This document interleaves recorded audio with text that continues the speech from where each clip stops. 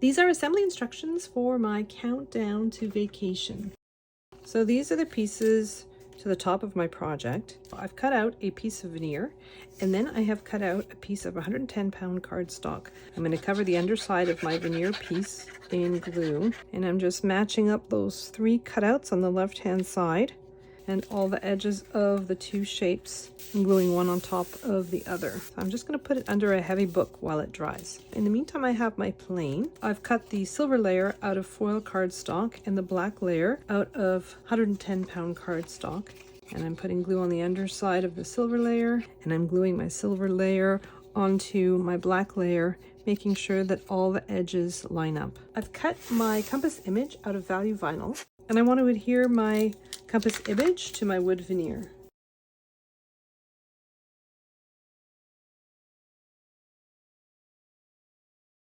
So now that I've applied my black vinyl, I'm going to glue down my plane. So I'm just covering the underside of my plane in glue, and then I'm placing my image. So this cutout should be right against the cutout on my circular piece. Those 3 cutouts in the silver should be right on top of the 3 cutouts in my base piece. So these are the parts I could have avoided putting glue on. Those 3 tail parts of my plane and the nose from approximately here onwards.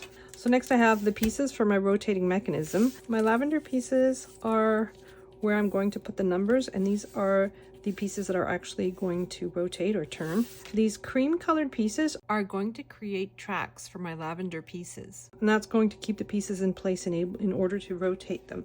So I have 4 pieces of each one of these cream colored shapes. I've already glued one of the 4 together, so I'm covering one side of these semicircles in glue. I am matching it up with a second one. I'm gluing them together, being very, very careful that they're glued exactly on top of one another. So I want all the edges to meet up perfectly. And then I've got 2 more pieces, and I'm going to do the same thing with them. And I'm going to do the exact same thing with the piece that's going to be in the center and another piece that's going to serve as a track. So next I have the 3 circles, and I have 3 copies of them. They're cut out of 110-pound cardstock. One of the 3 copies has little squares drawn on them, and that's the one that's going to be on the top for each size. I'm putting glue on the underside of these, and I'm gluing them together in stacks of 3. I'm just making sure that the edges match up as much as possible. The layer that has the drawn rectangles on it is going to go on the top.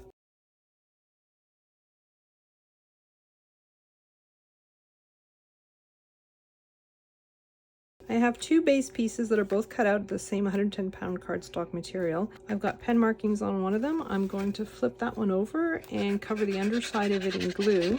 And then I'm matching up the edges in the cutout, and then I'm gluing it down to the plain one. My purple pieces fit in the purple pen markings like so, and my cream colored pieces fit in the orange ones. I'm going to start with my center. I'm putting glue on the underside of it, and I'm just gluing it within the pen lines that are on my base piece. And then I have my lavender piece that's going to fit around it. So now I'm using the next size up. I'm going to dry fit it to make sure I have it in the right orientation. And then I'm putting glue on the underside of it. And then I'm going to glue it down on the base piece, trying to, as much as I can, keep it within the drawn lines that are on my base. So I'm taking my smallest circle, and I'm just making sure that it spins nicely within my track. So next I'm going to take the next piece up, and I'm going to do the same thing with it. I'm dry fitting. See, it has an angled edge on the bottom and it has a straight edge on the top. I'm putting glue on the underside of it, and again I'm gluing it down within the lines of my base piece. And then I'm taking my middle-sized piece and making sure that it fits in the tracks and that it turns nicely, and it does. And then I've got my largest piece, also at the angle at the bottom and this straight edge at the top. I'm putting glue on the underside of it. So this one, the outer edge is actually flush with the outer edge of my shape. Makes it a little bit easier to glue it down. I'm taking my largest circle, and it rotates quite nicely. I've cut my numbers out of vinyl. So in the file I have these numbers grouped, but hidden in the layers panel, I have them the way they would appear if they were already placed exactly where they need to be on my circles. So I've attached them in place. And the only reason why I've done it this way is actually to conserve on material. I've used value vinyl for this. Cutting it this way, I'm only using one tiny strip of vinyl. If I do it this way, I'm using a much larger piece of vinyl. So in order to save a little bit of material, I've put my little rectangles on my circles, and that will tell me exactly where to place my vinyl. So I've taken a piece of transfer tape.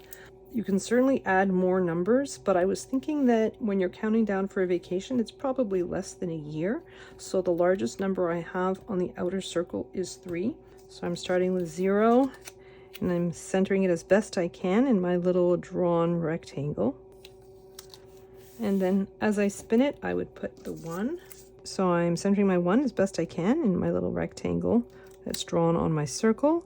I'm using transfer tape that I've stuck to my jeans a few times to remove a little bit of the stickiness so that it won't rip my cardstock.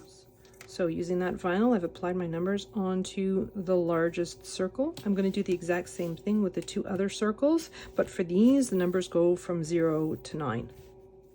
So now I'm putting my vinyl on my plane. So this says days until vacation. I am using Cricut linerless transfer tape. I've got the tips of my wings on that blue line on my craft mat, just to make sure that it's nice and straight. And then I'm just applying my vinyl. And then I'm taking my bottom piece and I'm inserting my lavender pieces now that I've put the numbers on them. So I've got my 3 track pieces. I'm putting a bead of glue in the center of them, and then I'm putting glue in the center part as well. Not too close to the edges. I don't want that glue to run into my purple pieces. And then I'm positioning my top piece so that the edges are nice and even. Make sure that these still slide. They do. So we have 89 days until vacation. So now I'm going to make the easel to put it on. So I have 2 different easels for this one. Both of them are cut out of 110-pound cardstock. I've just folded this one in that center score line. And then I'm just placing my countdown calendar on it like so. So this one has a semicircle in the center. I'm just folding it towards me. And then I have 2 sets of score lines that run the length. I'm folding down on them. And then I'm going to take that semicircle, and I have 2 cuts in the semicircle. As I'm pushing down on this semicircle, I'm just threading the left and right hand side of my easel through the slivers that are cut out of the semicircle piece. And so for this one, it's a little bit more permanent. The halfway mark on the nose and the tail are on one of the lines on my craft mat. And I'm placing the circles so that that blue line goes through the center. I've got 4 inches on each side. Then I'm flipping my easel piece and putting glue on the top and bottom part of it. And I'm positioning it so that it's right along the edge of my circular piece and as straight as I can. Half of it's on the left of the blue line and the other half is on the right. And I'm just gluing it down as straight as possible. So that creates an easel on the back, and if you want to put it away, the easel flattens down against the project like so.